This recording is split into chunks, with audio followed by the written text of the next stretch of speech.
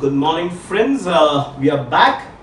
As I always say, नया दिन, नया टॉपिक और नई शुरुआत.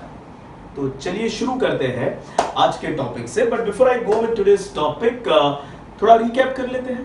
ठीक है, रिकैप में हम बेसिकली देख रहे हैं expenses amount spent for acquiring goods, acquiring services, acquiring assets for the purpose of business. That is called as business expense. दो हिस्सों में हमने अभी तक समझा. टू माय लेफ्ट कुछ दिख नहीं रहा है आपको, मगर क्योंकि हटा दिया है मैंने. योर रेवेन्यू एक्सपेंस, ये वो एक्सपेंस है जो डे टू डे नहीं है. ये वो एक्सपेंस है जो रिकरिंग नहीं है. और ये वो एक्सपेंस है जिसका बेनिफिट शॉर्ट टर्म है. अब चाहे शॉर्ट टर्म हो या लॉन्ग टर्म हो, हर एक्सपेंस में एक खूबी होती है बेनिफिट की. साल खत्म होता है, एनालिसिस करो, बेनिफिट खत्म हो गया या बेनिफिट बाकी है. अगर खत्म हो गया तो उसकी कहानी खत्म कर दो, बुक से उसको बाहर कर दो, क्लोज कर दो, राइट ऑफ कर दो. मगर क्लोज करने से पहले, राइट ऑफ करने से पहले उसका हिसाब कर लो, फायदा हुआ या नुकसान. पर वो हिसाब करने के लिए उसको डालते हैं हम प्रॉफिट एंड लॉस अकाउंट में. और जिसका बेनिफिट अभी भी लेना बाकी है उसको इस साल से अगले साल कैरी फॉरवर्ड करो. क्यों कैरी फॉरवर्ड करेंगे? क्योंकि बेनिफिट लेना बाकी है. अगर बाकी है तो क्लोज करेंगे नहीं, हिसाब नहीं करेंगे. कब क्लोज करेंगे, कब हिसाब करेंगे? जब उसका भी बेनिफिट खत्म हो जाए तो उसे कैरी फॉरवर्ड करेंगे. कैरी फॉरवर्ड करने के लिए हमारे पास क्या है? सिर्फ एक चीज, बैलेंस शीट. सिर्फ एक ही चीज अकाउंट्स में है जो आपकी कोई भी चीज को कैरी फॉरवर्ड करेगी from this year to next year, and that is balance sheet. और बैलेंस शीट में ये कैसा दिखेगा? तो answer is as your asset. और असेट में कौन सा वाला असेट? तो करंट असेट. और क्यों करंट असेट, उस पर हमने बात कर ली. क्योंकि कोई भी एक्सपेंस हो, अगर रेवेन्यू है तो एक साल से ज्यादा का उसका बेनिफिट नहीं हो सकता है. तो अगर उसका कोई हिस्सा बेनिफिट देना बाकी रह गया है तो वो हिस्सा एक साल से ज्यादा का तो हो ही नहीं सकता ना, क्योंकि पूरा रेवेन्यू एक्सपेंस एक साल का होता है मैक्स. तो अगर कोई हिस्सा बच गया तो वो एक साल के अंदर का ही होगा, तो वो करंट असेट ही बनेगा, वो नॉन करंट बन ही नहीं सकता. इतना समझा. फिर यहां पर आ गए कल व्हाट इज कैपिटल एक्सपेंस. तो एग्जैक्टली रेवेन्यू का अपोजिट. रेवेन्यू कहता है it is day to day, ये कहता है बिजनेस रिलेटेड है मगर डे टू डे नहीं है. रेवेन्यू कहता है इट इज रिकरिंग, मगर ये कहता है boss it is non recurring. Revenue कहता है इट इज शॉर्ट टर्म, एक साल से कम का बेनिफिट. ये कहता है बॉस लॉन्ग टर्म है, ये बेनिफिट एक साल से ज्यादा का. यानी एक साल एक दिन से लेकर 10 साल, 20 साल, 100 साल, 500 साल, 1000 साल, जितना सोच सकते हो उतना बेनिफिट है इसका. Hope that is clear. But as I told you, expense है या बेनिफिट है. बेनिफिट कभी ना कभी खत्म होना है. जैसे ही साल खत्म होता है तो इसका भी एनालिसिस होगा. ये देखेंगे कितने पोर्शन का बेनिफिट इस साल खत्म हो चुका है और कितने पोर्शन का बेनिफिट अभी भी खत्म होना बाकी है. जो खत्म हो चुका है उसकी बात खत्म करेंगे, उसको क्लोज करेंगे, राइट ऑफ करेंगे, बुक से बाहर करेंगे. मगर बाहर करने से पहले हिसाब करेंगे. और वो जो हिस्सा बाहर करते हैं ना, उसे टेक्निकली कहा जाता है डेप्रीसिएशन. What was depreciation? दो डेफिनेशन दी थी मैंने. एक था it is that part of capital expense which has exhausted on the last day of financial year. That was your depreciation. दूसरा था it is gradual and continuous decrease in value of asset due to number 1 usage, number 2 time, and number 3 obsolescence. Hope that is clear. तो जो use हो गया, exhaust हो गया, consume हो गया, उसे क्लोज कर दिया, राइट ऑफ कर दिया, बाहर कर दिया और हिसाब कर दिया.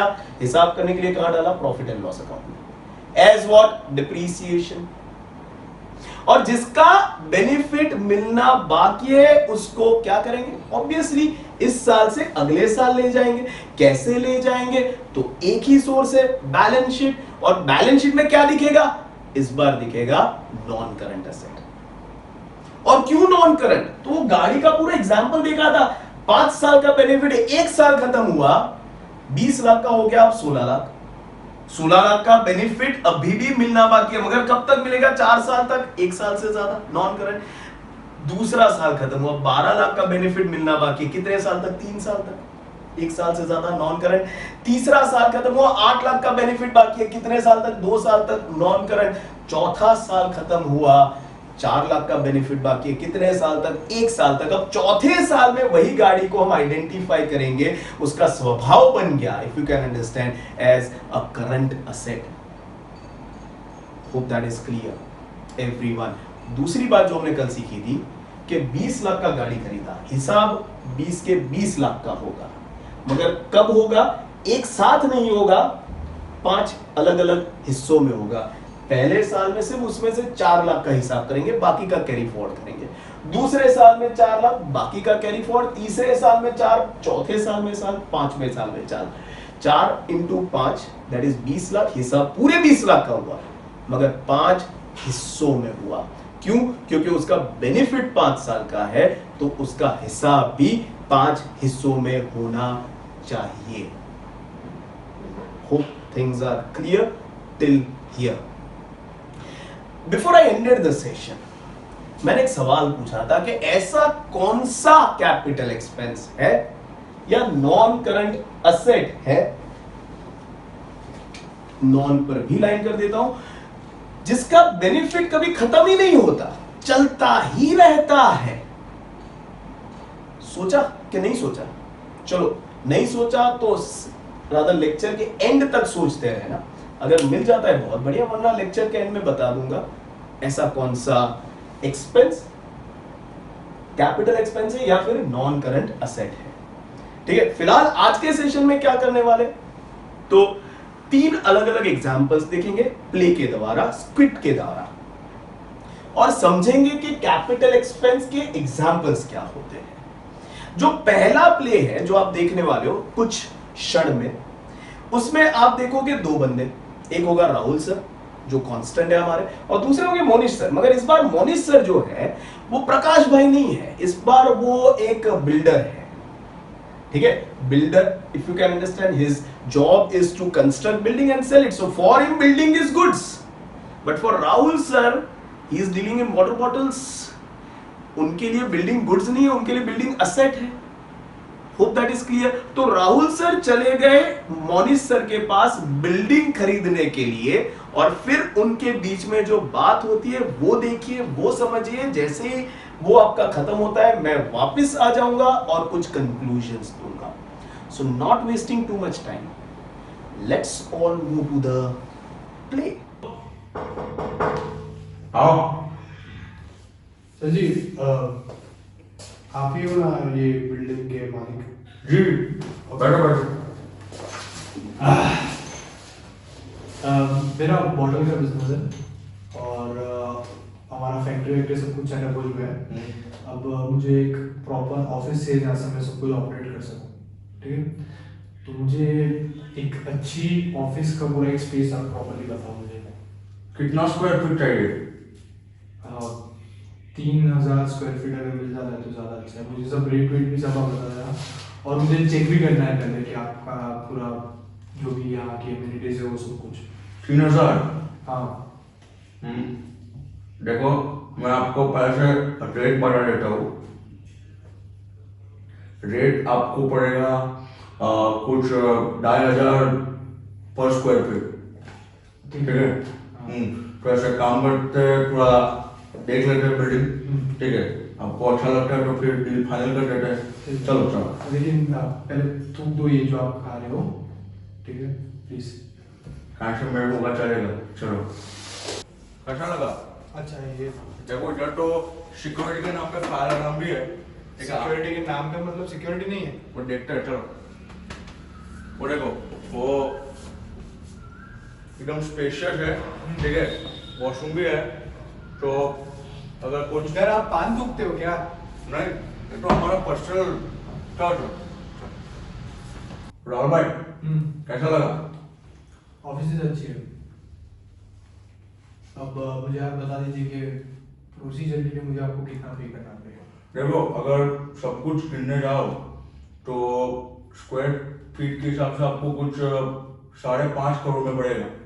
5.5 करोड़? मैं 3 ऑफिस ले रहा हूँ। हाँ 5.5 करोड़। मुझे एक अच्छा खासा भाव दे दो, मैं 3 करके रहा हूँ। अच्छा खासा चाहिए। 5.50 करोड़। ठीक है, ये ले। पान थूकने जैसी बात मत करो मेरे साथ, चलेगा।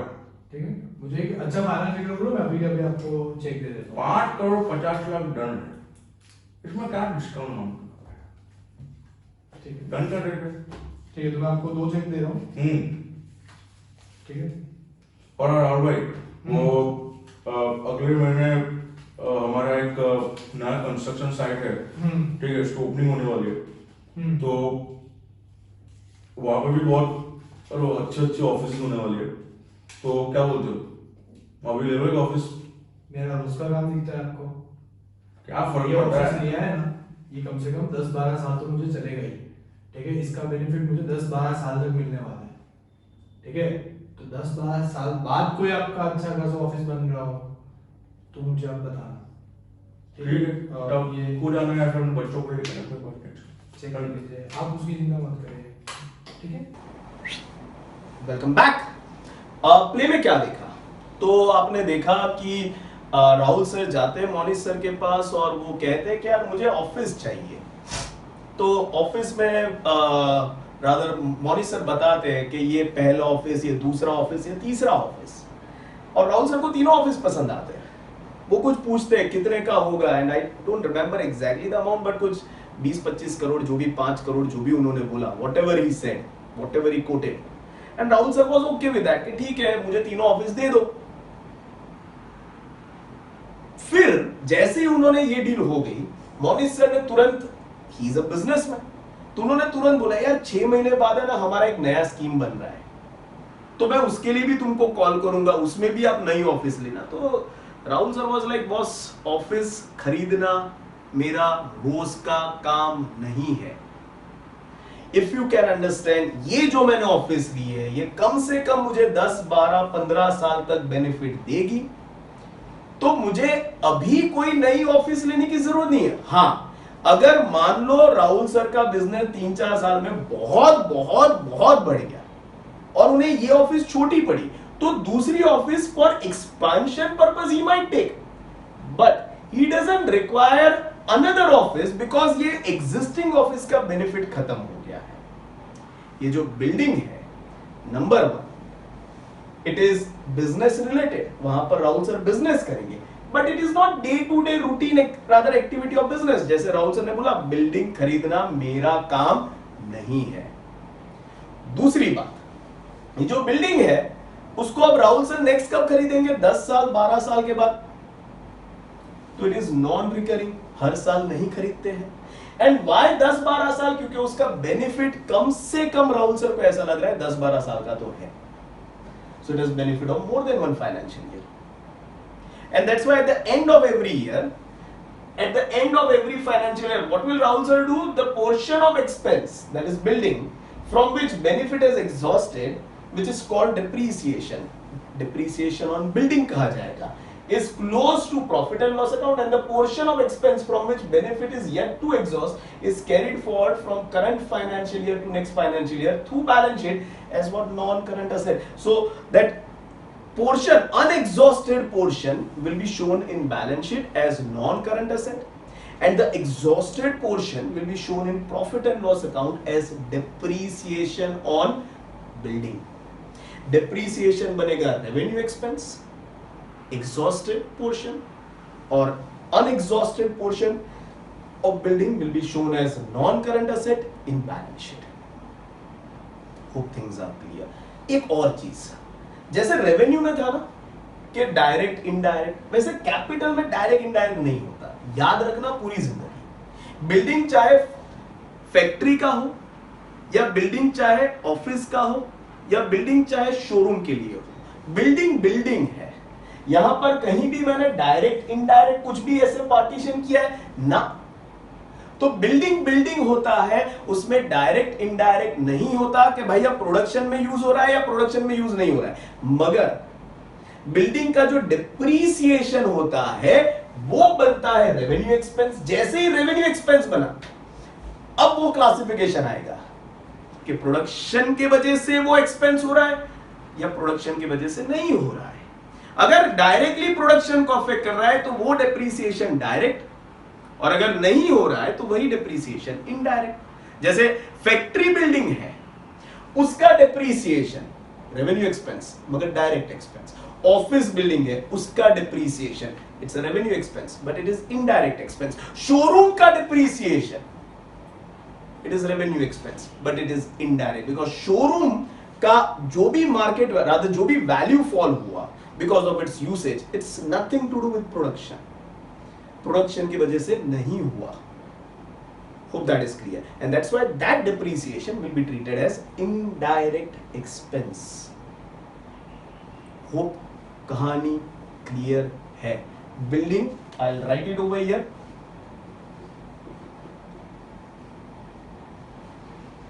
Building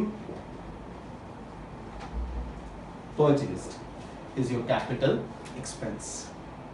कुछ और एग्जाम्पल्स देखते हैं, ठीक है, ताकि आपका कंसेप्ट क्लियर हो जाए। आपको एग्जाम्पल्स याद रख के कंसेप्ट ना समझना है, मगर कंसेप्ट से आप खुद एग्जाम्पल बना पाओ, इसलिए 2-3 और एग्जाम्पल देख लेते हैं। दूसरा जो एग्जाम्पल है उसमें Rahul sir once again centre character है हमारे, once again is representing his business. His business can not go and deal because it doesn't have shape, size and form, so Rahul sir is dealing on behalf of business. तो Rahul sir इस बार जाते हैं Rohan sir के पास और Rohan sir से furniture खरीदने की बात कर रहे हैं। Once again furniture, he is dealing in plastic bottles, वो फर्नीचर में डील नहीं करते, तो furniture Rohan sir is dealing in furniture, तो for Rohan sir those furniture are is goods, but for Rahul sir तो that furniture if you can understand is not goods but it is his asset. वो asset खरीदने गए, फिर क्या हुआ वो script में देखते हैं। So not wasting too much time, let's move to the script. हाँ जी। रोहन जोशी का आपका नाम है? हाँ। Okay fine. मुझे आपसे एक काम था। मैं राहुल नायक हूँ। हाँ जी राहुल भाई, बोलिए। मेरा एक मॉडल का बुलेट बिजनेस है। मैंने अभी नई 3 ऑफिसेस लिए। अच्छा। उसमें से जो मेरा कॉन्फ्रेंस रूम मुझे पूरा सेटअप करना है, वो पूरा यही सेटअप के हिसाब से करना है। आपको ये सेटअप पसंद है? बहुत पसंद आया मुझे। यही ऑफिस, ऐसी ही पूरी ऑफिस चाहिए। टेबल चेयर सब बढ़िया लगा आपको? सब एकदम परफेक्ट। तो आपको ऐसा सिमिलर सेटअप चाहिए? Yes. तो 5 लाख रुपयों में आपका एकदम ऐसा या जो भी आपको माइनर ऑल्टरेशन या जो भी चाहिए आपको हो जाएगा। ओके, 5 लाख में मेरा पूरा फर्नीचर और हाँ, आ जाएगा पूरा। तो वो मैं आपको दे देता हूँ, चेक अभी दे देता हूँ मैं आपको। बढ़िया। ठीक है, तो आप मुझे कब तक रेडी करके सब कुछ दे देंगे? आप बताइए आपकी रिक्वायरमेंट। नेक्स्ट वीक मेरा लॉन्च होने वाला है, सो हो जाएगा। ठीक है। हाँ। ओके ठीक है, मैं आपको अभी चेक दे देता हूँ 5 लाख रुपए का। ओके ओके, ये लीजिए 5 लाख रुपए का चेक। बढ़िया। ठीक है। अच्छा, मैं क्या बोलता हूँ राहुल भाई, हाँ। आपका फ्यूचर में कोई प्लान है नई ऑफिस या ऐसा कुछ ओपन करने का? है बिकॉज 5-6 महीने बाद चाइना से बहुत ही अच्छा स्टॉक आने वाला है, ये सब फर्निशिंग का, फर्नीचर और ये सब का। तो आपको कोई फ्यूचर में प्लान हो नई ऑफिस ओपन करने का तो आप बुक कर सकते हो रीजन। देखो रोहन भाई, 3 चीजें का प्रॉब्लम है यहाँ पे। क्या प्रॉब्लम हो गया? पहला, मैं चाइना की चीजें नहीं लेता हूँ। दूसरा, मैं 6 महीने में ऑफिस चेंज नहीं करूँगा। और तीसरा कि सबसे इम्पोर्टेंट, फर्नीचर जो अभी ले रहा हूँ उसका बेनिफिट मुझे कम से कम 5 से 6 साल तक मिलने वाला है, तो उसको भी मैं चेंज नहीं करूँगा। तो आप जो चेंज कर सकते हो वो है अपनी सोच। हाँ, चाइना से मत मंगवाइए। नहीं, बिल्कुल। Welcome back. स्क्रिप्ट देखा, स्क्रिप्ट में क्या देखा? Rohan sir was sitting in his office and Rahul sir comes down and he says मुझे एग्जैक्टली ऐसा ही फर्नीचर चाहिए। उन्होंने बोला हो जाएगा, कुछ 5 लाख 10 लाख जो भी बोला, आई am not getting into the amount. Rahul sir बोला ठीक है, मेरी ऑफिस ऐसी ही बननी चाहिए। उन्होंने बोला बन जाएगी। जैसे ही वो हो गया, राहुल सर ने फर्नीचर खरीदा, he will pay for it, so if you can understand that furniture becomes his expense. But immediately Rohan sir ने बोला 6 महीने में नया स्टॉक आ रहा है, तो वापस आप आना, वापस खरीद लेना। वंस अगेन राहुल सर ने क्या बोला? बॉस फर्नीचर खरीदना मेरा काम नहीं है, ये जो मैंने फर्नीचर लिया है कम से कम 5-6 साल तक चलेगा। 5-6 साल तक चलेगा। If you can understand, number 1, क्योंकि 5-6 साल तक चलेगा तो राहुल सर हर साल वो फर्नीचर नहीं खरीदेंगे। That's why it is business related. Yes, he was buying for his business, but it is not a day-to-day routine activity of the business to buy furniture. क्योंकि 5-6 साल तक कम से कम चलने ही वाला है, अनलेस अंटिल कुछ एक्सीडेंट हो गया, मगर उतना तो चलने ही वाला है. तो it is non recurring in nature. नया फर्नीचर कब लेंगे? 6 साल के बाद. आप अपनी बात करो ना, आपके घर में, आप जिस घर में बैठे हो, ask your dad when did he bought that house last, and most of you will be getting answer 2 साल पहले, 5 साल पहले, 10 साल पहले, 20 साल, कहीं लोग तो 50 साल, 100 साल भी बोलेंगे. When are you going to buy next house? And believe me, answer will be don't know.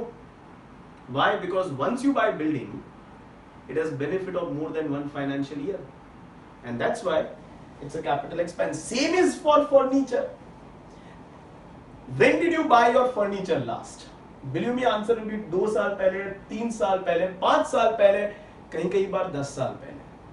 Why didn't you buy furniture every year or every month? जरूरत नहीं है. क्यों जरूरत नहीं है? क्योंकि उसका एक बार खरीदा, फिर उसका बेनिफिट आपको 1 साल से ज्यादा का मिल रहा है, तो पूरा बेनिफिट ले लो, उसके बाद नया खरीदो. And that's why it is non-recurring in nature. Why non-recurring? Because it has long-term benefit more than 1 financial year, and that's why at the end of every financial year, some portion of furniture whose benefit is exhausted. Once again, ये estimate होता है. पूछना मत sir पता कैसे चलता है, ये estimate होता है. There is a specific percentage which is allotted to furniture. There is specific percentage which is allotted to building. There is specific percentage which is allotted to vehicle, and accordingly you decide that इतना exhaust हो चुका है. Hope things are clear.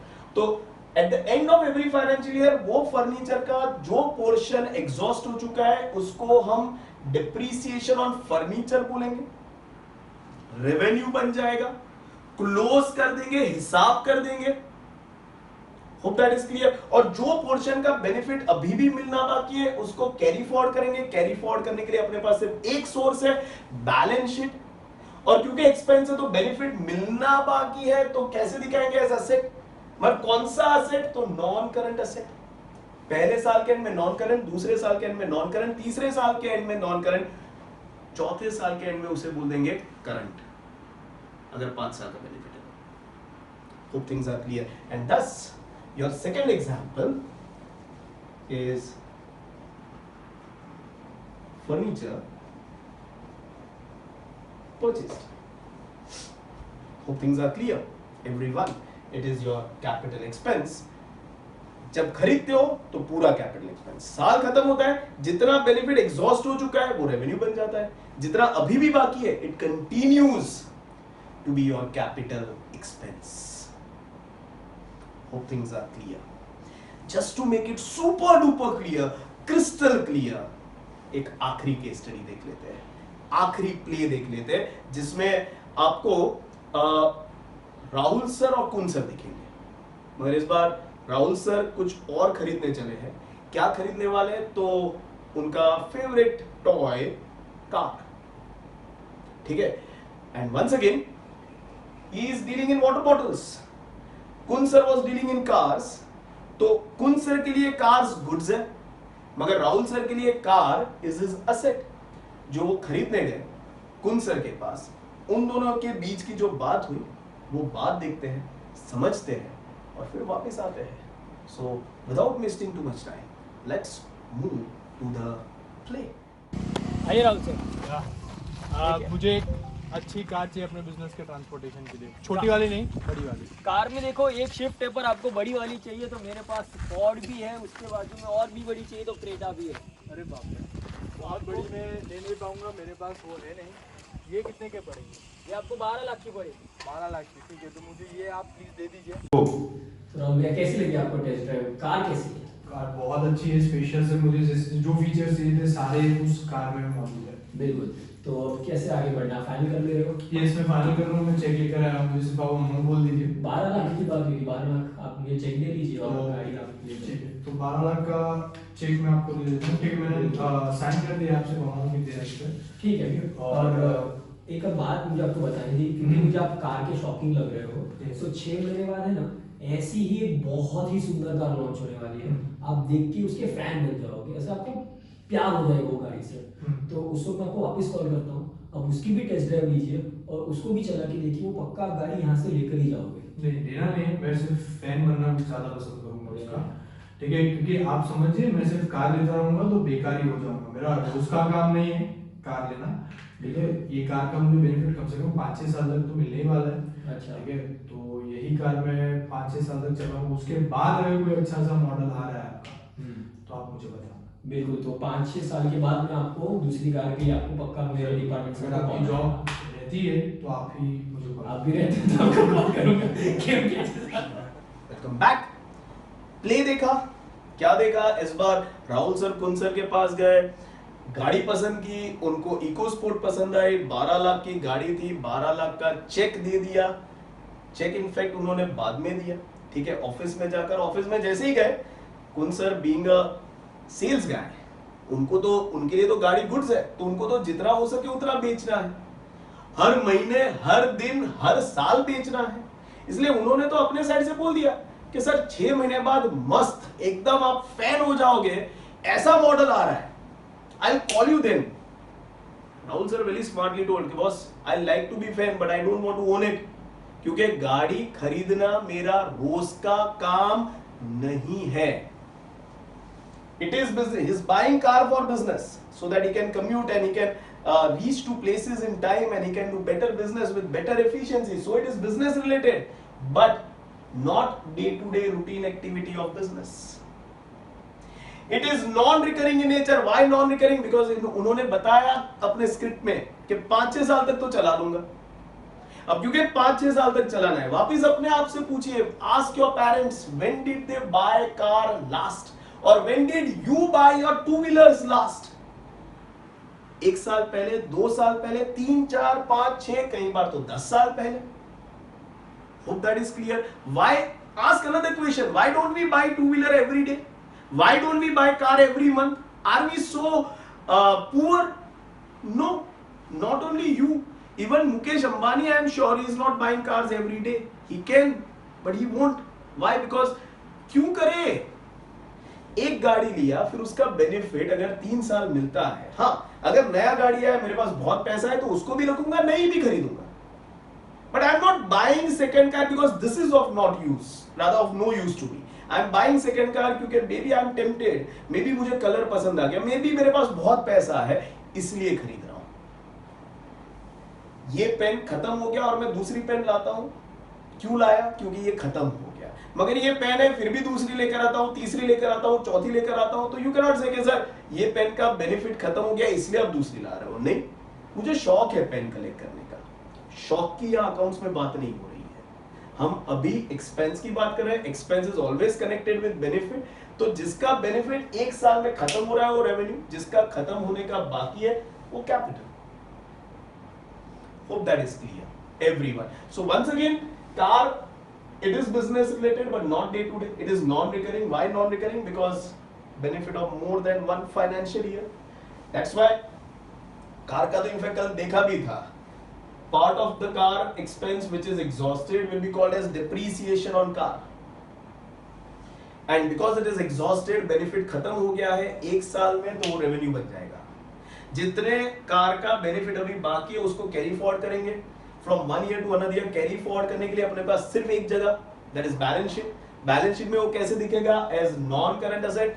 5 साल का life है तो पहले साल के एंड में नॉन करंट, दूसरे साल के एंड में नॉन करंट, तीसरे साल के एंड में नॉन करंट, चौथे साल के एंड में अब current. Hope that is clear everyone. So my third example, car purchased is also my capital expense. इसके अलावा say for example I am investing on research and development, on my know-how, on my invention for years together. मैंने अब तक 300-400 crore invest कर दिया और फिर जैसे ही वो रिसर्च सक्सेसफुल होता है मैं उसका पेटेंट लेता हूं, तो वो पेटेंट का जो खर्चा हुआ including the registration cost and 300-400 crores total, that expense that I spent on that particular research or that invention will give me benefit not for 1 year 2 years, 3 years, but for my entire life. Hope that is clear. So patent, if you can understand, will also become my capital expense. Purchase of machine, say for example AC खरीदा, पंखा खरीदा, और you can say वो factory में जो बड़े बड़े machines होते हैं वो खरीदे, सबका बेनिफिट 1 साल के ऊपर है. मोबाइल फोन 1 साल के ऊपर benefit. I'll say fixtures, the switch, if you can understand. फिर आपके घर में ट्यूबलाइट होती है, पंखे होते हैं, इसे कहते हैं फिक्सचर्स. ये पूरी जिंदगी, how many times you have change switch in your house और in your office? How many times? आजकल तो ट्यूबलाइट्स आती है, वो 4-5 साल चलती है.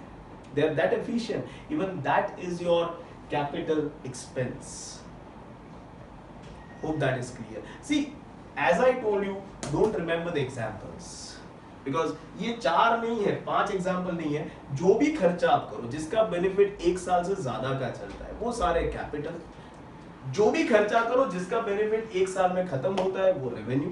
और कैपिटल में भी जैसे ही 1 साल खत्म होता है और जितना बेनिफिट कंज्यूम हो गया वो वापस बन जाता है रेवेन्यू, और जितना बाकी है वो कंटिन्यू होता है as capital. Hope things are clear. और जितना अब तक किया उसका कंक्लूजन अगर दूं तो हर खर्चे का एक बेनिफिट है, इसलिए हम करते हैं. वो बेनिफिट का एक शेल्फ लाइफ है. शेल्फ लाइफ समझते हो?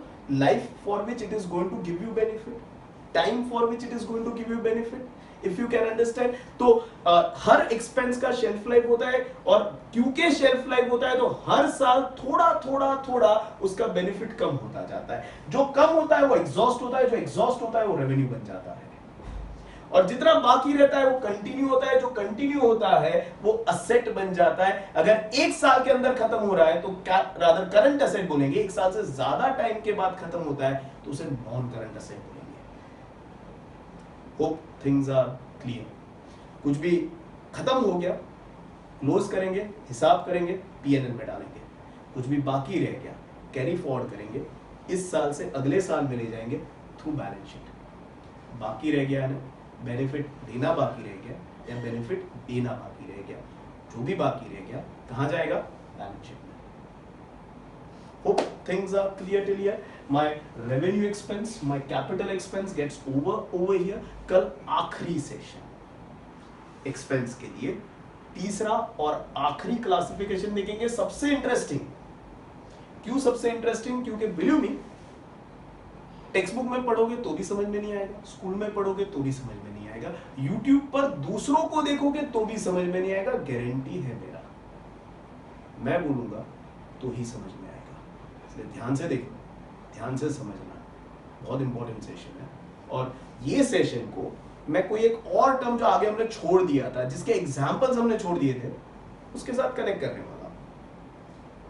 कौन सा टर्म था याद करो, ठीक है? होमवर्क है, याद करो, ढूंढ लो, और उसके साथ कनेक्ट करेंगे कल का session. Before I and the session, मैंने आपको एक सवाल पूछा था कल और फिर आज के सेशन के स्टार्टिंग में, वो एक ऐसा असेट या फिर वो एक ऐसा कैपिटल एक्सपेंस जिसका शेल्फ लाइफ कभी खत्म नहीं होता. तो answer to that question is land. Keep thinking. Bye bye. # घर बैठे पढ़ो. Stay home, stay safe. Take care of your mental and physical health.